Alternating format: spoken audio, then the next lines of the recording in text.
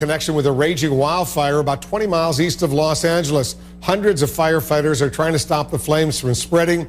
People in Glendora have been evacuated. Schools in the area are closed. About 1,700 acres are burning. All this according to LA County officials. Firefighters are battling this wildfire mostly from the air. Here's what helicopter pilot Larry Welk had to say about trying to save some homes.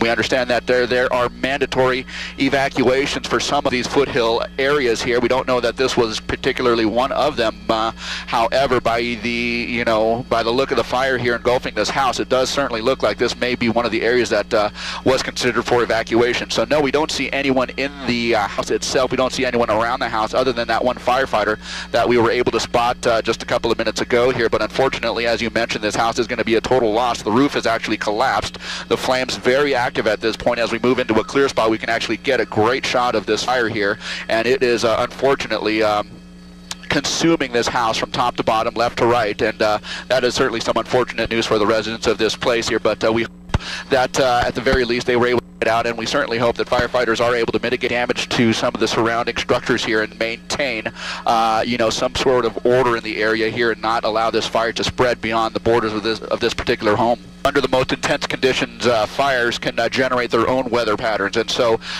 having said that, I would guess that winds down at the surface are probably whipping around pretty good. I will say that we're at 6,000 feet at this point, and I will say that at this point, the smoke from the fire is basically laying down, lingering at about the 4,000 to 5,000 foot mark here, and it is blowing a little bit less intensely. For the moment, the wind is starting to die out. I am starting to look at some of the homes along just north of Palm Drive, just north of Rose Drive, where some of the smoke is just kind of lazily moving up. So it looks like for the moment that the winds tend to be dying down, but we know from past experience that any shift in the wind or any change in the wind patterns can quickly kick this fire back up.